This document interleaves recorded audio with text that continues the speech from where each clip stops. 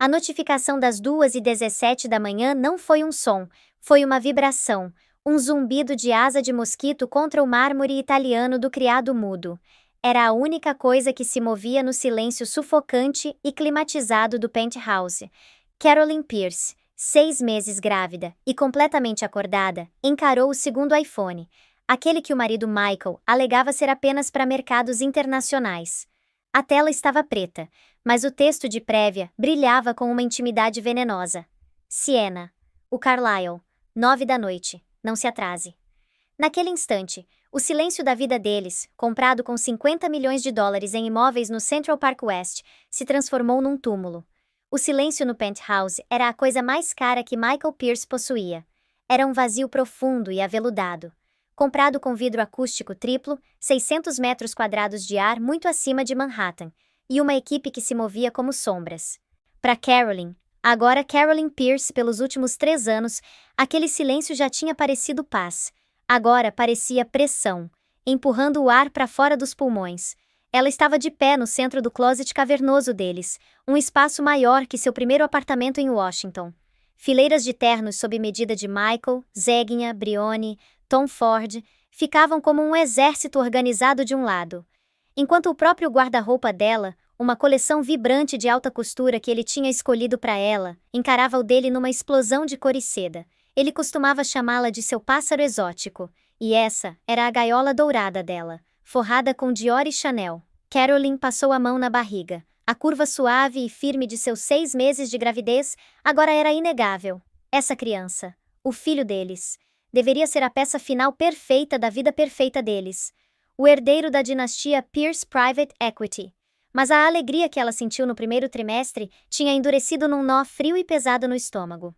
A traição não veio como um evento súbito e devastador. Foi um veneno lento se infiltrando nas fundações do casamento. Começou com as pequenas coisas, as noites tardias no escritório que se estendiam até de manhã, as viagens de negócios urgentes para Hong Kong e Berlim que o deixavam cheirando a um perfume que não era o dela, um aroma penetrante de Portrait of a Lady, de Frederic Malle, sofisticado demais, deliberado demais para ser acidente. Era o jeito que ele inclinava o celular para longe dela. Uma tela que já foi aberta para ela agora virada num segredo escuro e guardado. Michael era uma criatura de hábitos e arrogância descomunal. Essa combinação, Carolyn estava começando a perceber, seria a ruína dele. Ele acreditava que era esperto demais para ser pego, e que ela era dócil demais, apaixonada demais para sequer suspeitar. Estava errado nos dois. A primeira rachadura real na fachada apareceu 1 mês atrás. Ele tinha deixado o celular secundário, aquele que alegava ser para negócios internacionais, carregando no criado mudo. Um erro quase comicamente amador. Às 2h17 da manhã, enquanto Carolyn estava deitada acordada, lutando contra a insônia da gravidez, ele acendeu, não com uma ligação ou mensagem, uma notificação de calendário. Siena. O Carlyle. 9 da noite. Não se atrase. Siena. O nome era elegante, exótico, soava caro, assim como tudo na vida de Michael. O coração de Carolyn martelou contra as costelas, uma batida frenética no silêncio sufocante. O primeiro instinto foi pegar o celular, acordá-lo, gritar, despedaçar a superfície plácida das vidas deles com as bordas afiadas da dor. Mas um instinto mais profundo e frio tomou conta. Um instinto que ela achava ter enterrado há muito tempo, de uma vida antes de Michael. Antes de ser Carolyn Pierce, esposa da sociedade e filantropa em treinamento, ela era Carolyn Reed, uma das pesquisadoras de oposição mais afiadas de Washington. O trabalho dela não era contabilidade, era desconstrução. Ela desmontava carreiras políticas, seguia o dinheiro real, o dinheiro sujo, para descobrir a podridão enterrada sob camadas de empresas complexas e mentiras corporativas.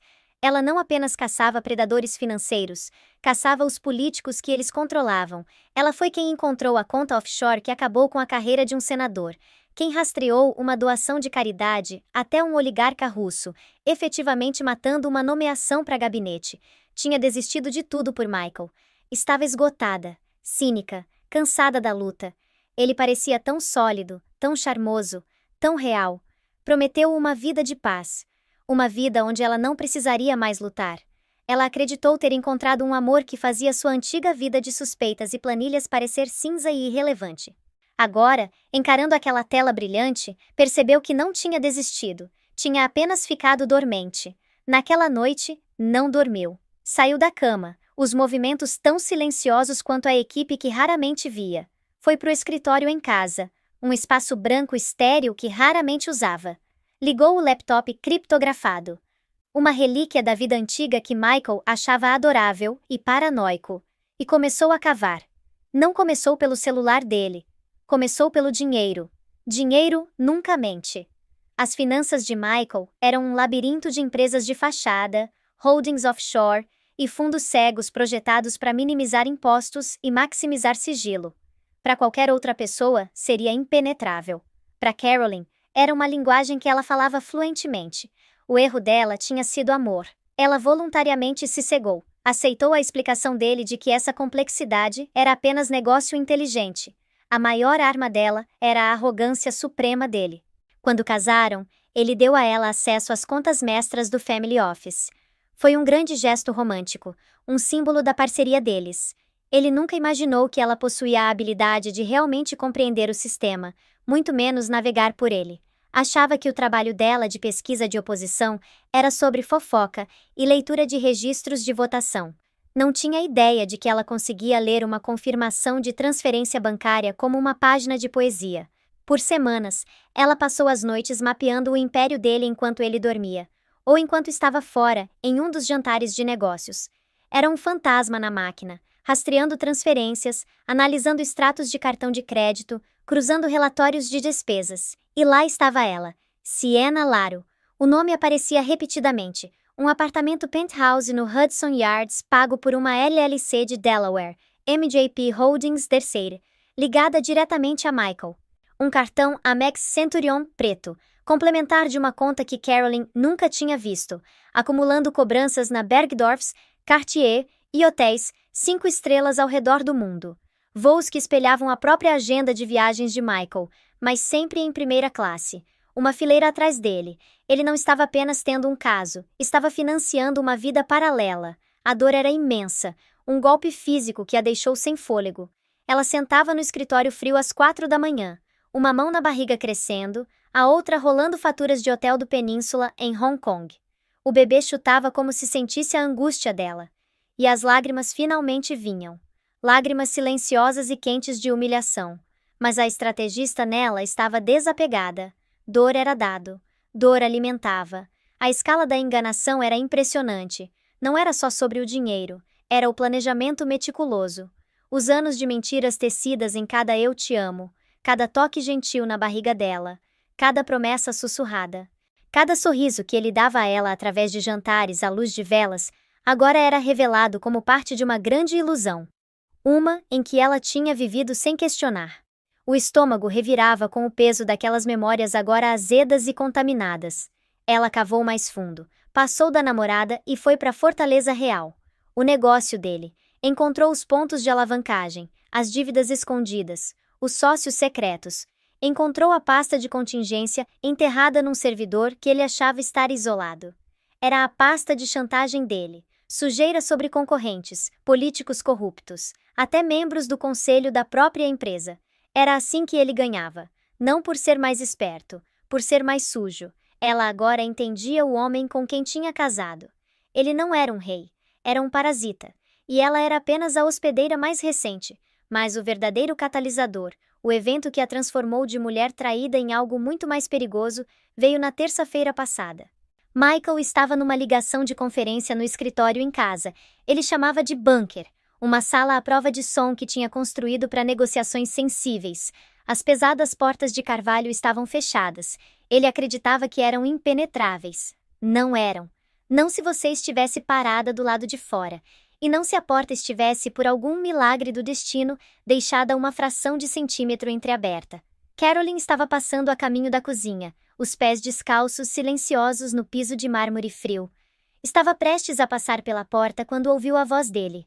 Baixa, afiada, despida do charme usual. Ele não estava falando sobre aquisições ou ligações com investidores. Estava falando sobre ela. O pré-nupcial é blindado, Candy. Ela recebe 1 milhão. Isso é tudo. Ela reconheceu o nome. Candy Tanaka. o advogado notoriamente implacável de Michael, um homem com alma de tubarão. Carolyn congelou. A mão se achatou contra a parede do corredor. O sangue virou gelo. Mas a gravidez complica as coisas, Michael continuou, o tom como pedra. A ótica é péssima. Não podemos ter um divórcio público bagunçado. Não com o novo fundo sendo lançado. Uma pausa. Então as palavras que pararam o coração dela. Então controlamos a narrativa. Construímos um caso, instável, hormonal, emocionalmente errática. Vamos conseguir uma avaliação psiquiátrica ordenada. Vamos provar que ela é uma mãe inapta. Mãe inapta. A frase a atingiu como um tapa no rosto. Ele ia tirar o filho dela. A voz de Kenji veio pelo viva voz. Calma e letal. O pré-nupcial dá a ela um pagamento único. Ela vai lutar, claro, mas uma vez que tivermos a alavancagem da criança, ela vai ceder. Vai aceitar o acordo e desaparecer. Visitas supervisionadas 2 vezes por ano. Se ela se comportar... Os joelhos dela cederam. Alcançou a parede para se firmar, a respiração vindo em rajadas rasas e ásperas. As paredes que uma vez a protegeram agora pareciam estar fechando, testemunhas silenciosas de uma traição tão profunda que a esvaziou. Cada célula do corpo gritava para invadir, para confrontá-lo, para arrancar os olhos dele. Mas algo mais forte a segurou. Não medo, não luto, clareza. Carolyn teve que apertar a mão sobre a boca para impedir o soluço de escapar, mas não era um soluço de tristeza, era um soluço de pura e incandescente fúria. Ele não estava apenas planejando deixá-la, estava planejando apagá-la, pintá-la como delirante, tirar a única coisa que ainda importava no mundo. Ele ia usar o filho deles como arma para destruí-la. Naquele momento, parada no corredor frio e silencioso da gaiola dourada, a esposa de coração partido morreu. A estrategista renasceu, armada com a fúria de uma mãe. Ele queria deixá-la sem nada, ela ia deixá-lo com menos.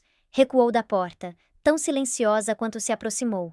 A mente, momentos atrás, um turbilhão de dor, agora era um tabuleiro de xadrez. Isso não era mais sobre coração partido, isso era guerra. E ela, Carolyn Reed, nunca tinha perdido uma guerra. Foi para o escritório e trancou a porta. Abriu seus mapas financeiros. Tinha visto as paredes de carga, os pontos de pressão, as pedras angulares sustentando o grande arco da fortuna dele, e começou a rascunhar um plano, não de divórcio, de demolição. Precisava de um aliado, alguém em quem pudesse confiar implicitamente, alguém cujas habilidades complementassem as dela, alguém que odiasse Michael Pierce quase tanto quanto ela agora odiava. Pegou o celular descartável, um dispositivo simples e irrastreável que tinha comprado em dinheiro semanas antes. Digitou uma única mensagem para o único número salvo. O irmão dela, David Reed.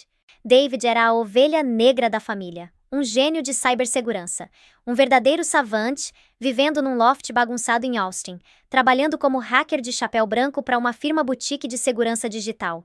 Ele via o mundo em código, linhas de brecha e proteção. Sempre tinha desprezado Michael, chamou ele de sociopata carismático desde a primeira vez que se conheceram no Natal.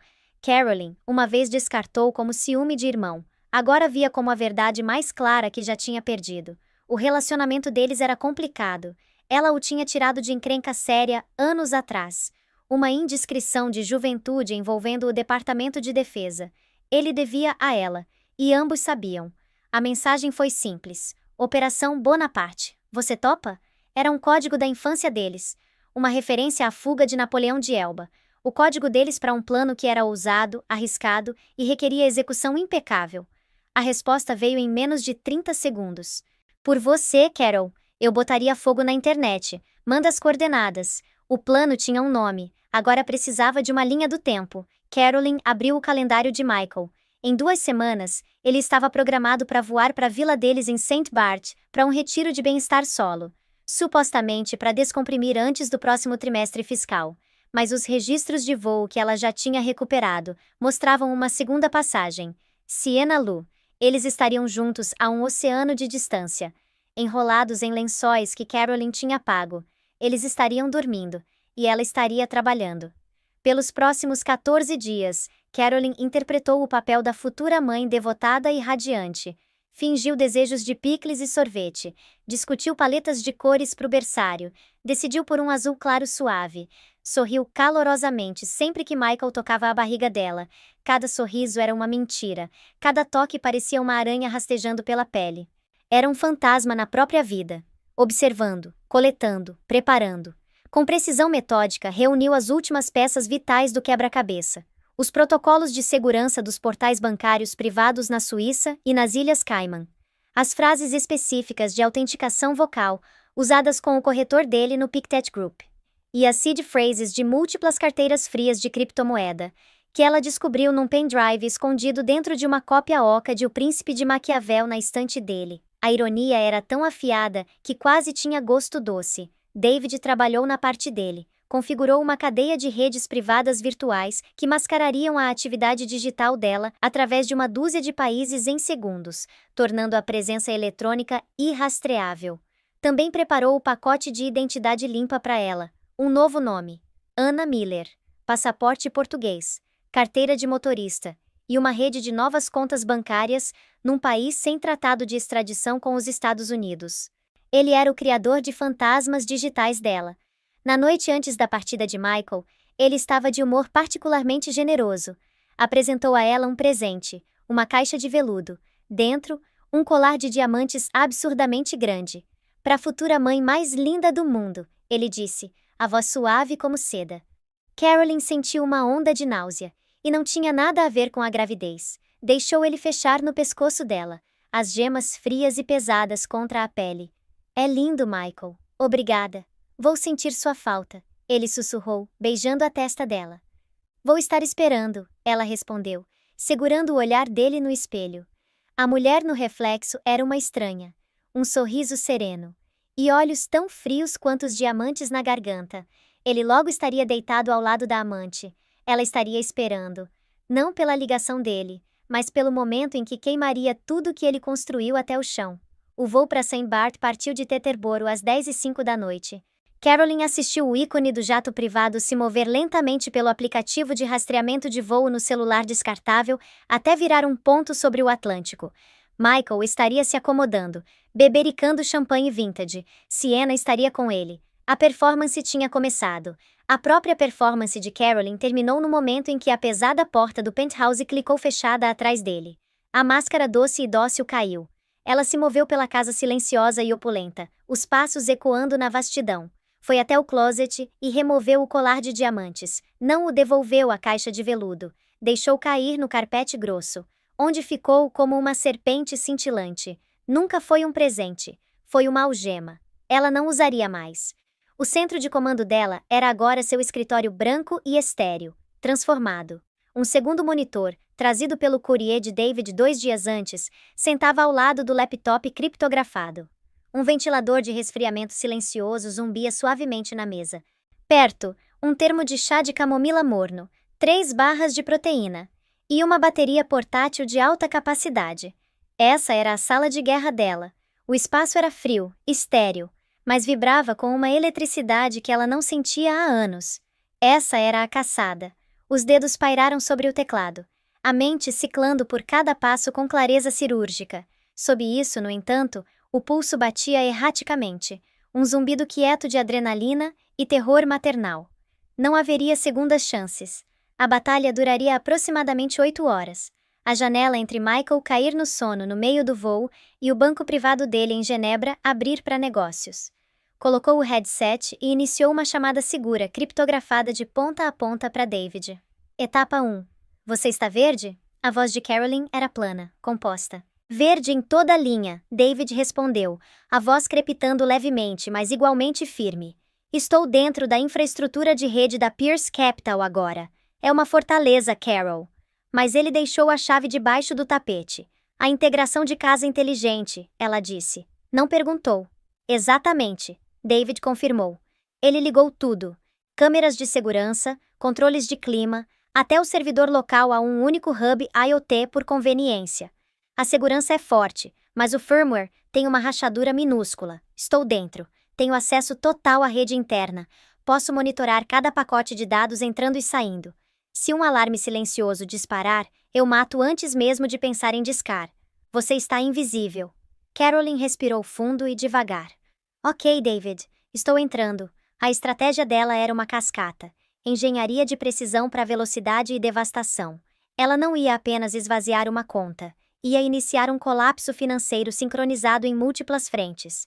Inclinou-se para frente, dedos apertando no teclado. Cada tecla seria uma ferida, cada confirmação uma pequena detonação. Ela não estava apenas desmontando o império dele, estava reclamando a própria voz, uma transação de cada vez. A lista estava organizada por liquidez e risco. Primeiros alvos, contas de corretora, Morgan Stanley e Goldman Sachs. Esse era o núcleo do patrimônio líquido dele. Centenas de milhões em ações, títulos e fundos mútuos. Acessá-los exigia mais que só uma senha. Demandava um código de autenticação de 2 fatores, enviado para o celular principal de Michael. O celular dele estava atualmente a 10.000 metros de altitude, em modo avião. Inútil para ele, mas não para ela. David, ela disse, estou iniciando o login para o portal da Morgan Stanley. Preciso que você intercepte a autenticação. Pronto quando você estiver. Vai. Carolyn digitou o nome de usuário e a senha complexa, M. Pierce King, 7. Ela tinha descoberto semanas atrás. A arrogância dele era a maior aliada. O portal pediu um código de 6 dígitos. Peguei, David disse. Uma pausa tensa de 4 segundos. O SMS foi redirecionado para um número virtual, depois para mim. Estou vendo o pacote. Código é 771928. Os dedos de Carolyn voaram. Acesso concedido. Ela estava dentro. Uma variedade tonta de números, símbolos de ações e logs de transação encheu a tela. Um portfólio valendo mais de 310 milhões de dólares. O coração martelou, mas as mãos estavam firmes. Tinha ensaiado esse momento na cabeça centenas de vezes. Não liquidou tudo de uma vez. Isso dispararia alertas, disjuntores, flags do sistema. Em vez disso, iniciou uma série de operações de bloco estratégicas. Grandes posições em ações blue chip altamente líquidas foram vendidas em transações cuidadosamente espaçadas e imediatamente convertidas em dinheiro. Agora vinha o passo crítico: mover. Não podia transferir os fundos diretamente para as novas contas. Era aqui que o próprio labirinto de empresas de fachada de Michael entrava em jogo. Nos últimos 3 anos, ele ocasionalmente usou o nome de solteira dela, Carolyn Reed, para montar pequenas LLCs para estruturação de investimentos. Cascas vazias, entidades esquecidas, até agora. Carolyn tinha silenciosa e legalmente tomado controle total de 3 delas. Da conta principal da Morgan Stanley, ela iniciou uma cadeia de transferências bancárias, cada uma logo abaixo de $1 milhão para evitar supervisão elevada. O destinatário, Reed Strategic Holdings, LLC. As notas de pagamento, serviços de consultoria prestados. De lá, o dinheiro pularia da Reed Strategic para uma segunda fachada, depois uma terceira, antes de finalmente pousar no destino final. Uma conta corporativa nova em folha, num banco privado em Liechtenstein, sob o nome Helvetia Strategic Solutions, uma entidade totalmente controlada por uma certa Anna Miller. Era um processo meticuloso. Login, autenticar, executar, transferir, de novo e de novo por 2 horas seguidas. Ela repetiu o processo exato com a conta da Goldman Sachs. Os números na conta de Liechtenstein subiam num ritmo impressionante. Segundo alvo, as fortalezas offshore, Pictet Group em Genebra e um banco menor nas Ilhas Cayman. Esse era o dinheiro velho, o dinheiro enterrado. Era também o mais difícil de violar.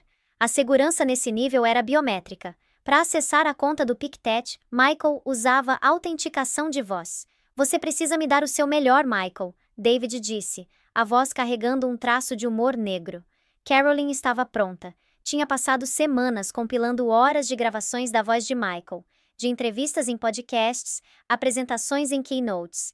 E mais valiosa, um arquivo que ela mesma tinha capturado dele ditando notas de investimento.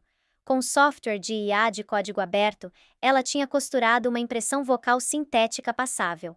Ainda era uma aposta. Discou para a linha direta de banco privado do Pictet. Uma voz nítida em alemão suíço atendeu. Preciso autorizar uma transferência, Carolyn respondeu. A voz mascarada por software avançado de alteração que David tinha fornecido. Claro, senhor. Por favor, diga seu nome e número da conta. Ela deu os detalhes. Obrigado, Sr. Pierce. E agora, para autenticação vocal, por favor diga a frase: o ar da montanha é o mais puro. Era isso. Carolyn clicou um botão. A voz digitalmente recriada de Michael Pierce entregou a frase: o ar da montanha é o mais puro. Um longo e agonizante silêncio se seguiu. Verificação bem-sucedida, o banqueiro disse. Como podemos direcionar seus fundos, Sr. Pierce? Uma onda de alívio a atravessou. Rapidamente ditou as instruções de transferência. movendo o saldo inteiro, impressionantes 200 milhões de dólares, para a mesma conta em Liechtenstein. Terceiro alvo, a criptomoeda irrastreável. Michael tinha se gabado de que era o seguro do apocalipse dele. Ele guardava as chaves privadas em cold storage, num Ledger Nano X, o mesmo pendrive que ela encontrou dentro do príncipe. David a guiou pelo processo. Bitcoin, Ethereum, tudo transferido para uma única carteira anônima. Valor, 80 milhões de dólares. Alvo final, o insulto. A luz do sol começava a manchar o horizonte. 6h04 da manhã. A janela estava fechando. Era a hora das contas domésticas. Ela entrou na conta corrente conjunta deles. Saldo, 786.452 dólares. Essa era a conta da vida deles. Hipoteca, funcionários. A mesada mensal dela. Esvaziou. Cada último centavo. Então pausou. Permitiu-se um sorriso sombrio. Iniciou uma transferência final. Um depósito na mesma conta conjunta. Exatamente 100 dólares. Depois virou para a conta pessoal dele. Esvaziou. E deixou ele com $1. O suficiente para um café. Ou uma passagem de ônibus. Acabou. Recostou. O corpo tremendo. Os olhos escanearam o total final. Ela tinha acabado de liquidar e transferir mais de 600 milhões de dólares. David. Ela sussurrou. A voz rouca. Está feito. Fase 1 completa. Jesus, Carol. David respirou. Estou olhando os logs. É uma guilhotina digital. Você não apenas roubou ele, você o apagou. Fase 2. Ela disse, já em movimento. Os dados. O servidor interno de Michael, guardado no porão climatizado, continha a vida inteira dele. Cada e-mail, cada contrato. E mais importante, a partição criptografada escondida rotulada contingência. A pasta de chantagem dele. Agora era dela. Estou iniciando a transferência para a nuvem segura, David disse. São 800 gigas. Vai levar uns 20 minutos. Quando terminar, vou limpar o drive de origem. Quero dizer realmente limpar. Sanitização de nível DoD. Nenhum byte vai sobreviver. Enquanto os dados fluíam, Carolyn se moveu pela casa. Não levou nada de luxo, nem as joias, nem a arte, nem as roupas de grife. Fez uma mala, essenciais apenas. Os celulares descartáveis, o novo passaporte, o ledger de cripto, as coisas que ela tinha antes de Michael e as ferramentas da vida que viveria depois. Entrou no quarto. O travesseiro dele ainda tinha a marca da cabeça. Ela não sentiu nada. Foi até o banheiro principal e pegou o teste de gravidez positivo da gaveta. Aquele que tinha começado tudo. Aquele com as 2 linhas rosa, desafiantes e inegáveis. Colocou gentilmente no travesseiro dele. O celular vibrou. Uma mensagem de David. Download completo. Limpando o drive agora. Você precisa ir, Carol. Agora. O rastro digital sumiu. Agora apaga o físico. Carolyn desceu a grande escadaria pela última vez. No hall de entrada, pausou. Os olhos caíram numa foto emoldurada massiva dela e Michael no dia do casamento. Pareciam tão felizes, era tudo mentira. Pegou a única chave da casa da bolsa e colocou na mesa de mármore abaixo do retrato. Então saiu pela porta da frente, deixando-a destrancada. No final da longa entrada sinuosa da outra casa deles, a propriedade em Greenwich para onde tinha dirigido num carro alugado reservado sob nome falso, um serviço de carro irrastreável já estava esperando. O sol estava nascendo. Era o primeiro dia da nova vida dela, e o último dia de Michael Pierce. Ele só não sabia ainda. Michael Pierce acordou com o leve ronco da descida em St. Barth, e a voz melosa de uma comissária oferecendo uma toalha quente. Sentia-se invencível. O voo tinha passado num torpor abençoado e sem sonhos.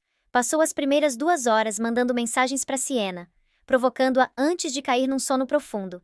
Era um rei nas nuvens, voando em direção à amante com a vida perfeita e a esposa grávida esperando obedientemente em casa.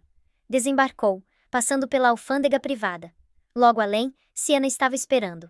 Parecia radiante num vestido de linho branco. Ele a beijou com força. Uma reivindicação pública possessiva. A espera acabou, ele respondeu, guiando-a em direção ao Mercedes preto elegante, esperando para levá-los à vila. O primeiro sinal de problema foi sutil.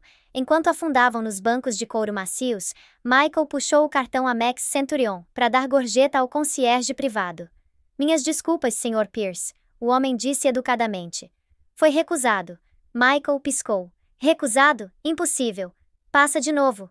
O homem passou. Mesmo resultado. Michael franziu a testa e pegou outro cartão. Um JP Morgan Reserve. Recusado. Sienna observou. Um traço de preocupação no rosto. Está tudo bem, querido? Não é nada. Michael rebateu, cor subindo nas bochechas. Pegou um maço grosso de euros da carteira e entregou. Provavelmente um problema de rede, mas algo frio tinha se instalado sob a pele. Sentou em silêncio na viagem, distraído, distante. Ficou checando o celular, abrindo os aplicativos de banco. Credenciais inválidas, por favor, entre em contato com o atendimento ao cliente. Tentou resetar uma senha. O pedido de código de confirmação foi enviado para o e-mail. Quando Michael tentou acessar a caixa de entrada, encontrou outra barreira. Atividade incomum detectada na sua conta. Acesso temporariamente suspenso. Quando chegaram à Villa Grand Waterfront, o humor de Michael tinha azedado completamente. Ele invadiu o escritório, batendo a porta. Precisava falar com o banqueiro privado dele na Morgan Stanley. David Chen. Sr. Pierce, disse a voz familiar. Bom dia. Estava esperando sua ligação. David, que diabos está acontecendo? Michael rebateu. Nenhum dos meus cartões está funcionando. Estou trancado para fora de tudo. Houve uma pausa. Quando David Chen falou de novo, a voz estava tensa. Formal. Michael, de acordo com nossos logs, uma liquidação completa do seu portfólio foi iniciada aproximadamente às 11 da noite horário do leste ontem. Todos os ativos foram convertidos em dinheiro e transferidos. Michael empalideceu. O quê? Isso é impossível. Eu estava num avião. Temos os logs, David respondeu. A voz clínica. O login foi verificado. Códigos de autenticação de 2 fatores foram inseridos. Todos os fundos foram transferidos para uma conta corporativa holding. A partir das 3h45 da manhã de hoje, seu saldo de conta conosco é 0. 0? Michael repetiu. A palavra tinha gosto estrangeiro. O mesmo padrão foi detectado na Goldman, David disse baixinho. E acabei de receber alertas dos nossos bancos correspondentes em Genebra e nas Ilhas Cayman. Suas contas offshore? Foram esvaziadas. O celular de Michael escorregou dos dedos sem vida. Ele desabou numa cadeira de couro, a mente girando. Isso não era um hack. Um hacker teria deixado bagunça. Isso era cirúrgico, isso não era aleatório, era pessoal. E então o pensamento veio, tão absurdo, tão massivo, que quase o fez rir. Carolyn? Não, impossível. Dócil Carolyn, a mulher que planejava eventos de caridade, a mulher que não conseguiria. Ele pegou o celular e discou o número dela, direto para a caixa postal. Ligou para a linha da casa, tocou e tocou. Sem resposta. Pânico, uma emoção que Michael não experimentava desde a adolescência, começou a subir no peito. Ligou para Candy Tanaka. Candy, ele rosnou. Sumiu. Tudo. O dinheiro. Tudo sumiu. Calma, Candy disse firmemente. Devagar. Me conta o que está acontecendo. Michael relatou a história. Quando terminou, houve um longo e pesado silêncio. É ela, Michael sussurrou. Tem que ser ela. Sua esposa? Candy soou duvidoso. Michael, ela planeja festas, não roubos financeiros. Você não a conhece, Michael gritou. Tinha uma vida antes de mim, ela trabalhava em DC, pesquisa de oposição, forense alguma coisa. Ele parou, ofegando. Contabilidade forense. Não. Deus. Pesquisa de oposição. A respiração de Candy travou. Jesus Cristo. Michael. Isso não é carreira secundária. Isso é uma arma. Fica onde está. Estou indo pro penthouse. A espera foi agonia. Horas depois, Candy ligou de volta. A voz era chumbo. Estou no penthouse, Michael. A polícia está aqui. Disse a eles que você suspeitava de uma invasão. E? Michael exigiu. Não tem arrombamento. Candy disse baixinho. Mas ela se foi. As roupas dela estão aqui. As joias. Tudo, exceto uma mala. A equipe não a viu desde a noite que você partiu. O que você encontrou no escritório? Candy disse. O cofre está aberto. Vazio. A cópia do príncipe está no chão. O ledger de cripto sumiu. Michael esperou. Respiração presa. No quarto, Candy continuou. Ela deixou algo no seu travesseiro. O que era? Michael roçou. Um teste de gravidez. Positivo. Um som escapou da garganta de Michael. Em algum lugar entre um arquejo e um engasgo. Uma mensagem. Ela não estava apenas levando o dinheiro. Estava levando o filho dele. O herdeiro. E o servidor, Candy acrescentou. A voz baixa. O servidor no porão. Foi limpo. Profissionalmente. O que quer que estivesse lá, Michael, sumiu. Ou melhor, alguém mais tem agora. Os arquivos de chantagem, a alavancagem, o poder. Tudo. Acha ela? Michael sussurrou. A voz afiada e venenosa. Não me importa o quanto custe. Usa tudo. Eu quero ela encontrada, Candy. Quero meu filho. E quero que ela pague. Acha Carolyn Reed. A caçada tinha começado, mas Carolyn Reed não existia mais. Uma semana depois, uma mulher chamada Anna Miller, visivelmente grávida, desceu de um trem em Lisboa, Portugal. Usava roupas simples, o cabelo antes brilhante, cortado curto e tingido de castanho sem graça. Fez check-in num apartamento modesto pré-pago com vista para o Rio Tejo. Naquela noite, recebeu uma mensagem criptografada de David. Eles são bons, Carol. A equipe do Candy é afiada. Estão rastreando o fluxo de dinheiro. Encontraram a conta de Liechtenstein. Estão se movendo para congelá-la. Anna Miller, também conhecida como Carolyn Reed, sentiu um pequeno sorriso frio tocar os lábios. Digitou a resposta. Eu sei. Esperava que encontrassem. Quanto tinha nela quando congelaram? A resposta de David voltou instantaneamente. Uns 5 milhões. Anna bebericou o chá de ervas. Bom, era a isca. O resto já está em cold storage e barras de ouro, sentado num cofre em Zurique. Deixa eles ficarem com os 5 milhões. É a taxa de sucesso deles. Ela não estava apenas fugindo, estava redimindo. Abriu o novo laptop e uma conexão de internet segura por satélite. Abriu o arquivo de contingência de 800 gigas. Não mandou para a imprensa. Isso era bagunçado. Era o jeito de Michael. O jeito dela era cirúrgico. Anonimizou um único arquivo, prova do insider trading específico de Michael numa transação recente da Pharma, e mandou para o portal de denunciantes da SEC. Pegou outro arquivo, prova do caso de um senador americano financiado por um fundo de caixa 2 da Pierce Capital, e mandou diretamente para a esposa do senador, uma mulher que Carolyn conhecia dos dias de DC como muito mais implacável que o marido. Finalmente, pegou os arquivos detalhando os planos de Michael de alavancar os próprios sócios para fora do novo fundo, e mandou anonimamente para os próprios sócios. Fechou o laptop. A tempestade tinha sido desencadeada. Não era sobre o dinheiro era apenas a ferramenta. Era sobre justiça. Era sobre garantir que aquele homem nunca, jamais, pudesse usar seu poder para ameaçar ela ou o filho dela novamente. Ele não tinha apenas perdido a esposa, não tinha apenas perdido o filho, tinha perdido a armadura que o tornava invencível. 3 meses depois, Anna Miller estava sentada numa pequena sacada em Lisboa, o sol brilhante português aquecendo o rosto. Segurava o filho recém-nascido, Léo. Estava lendo as notícias internacionais no tablet.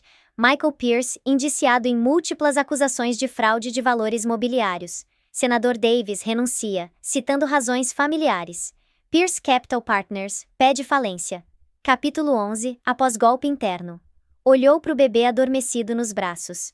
Agora somos só nós dois, pequeno, ela sussurrou. Nunca foi sobre vingança. Foi sobre resiliência.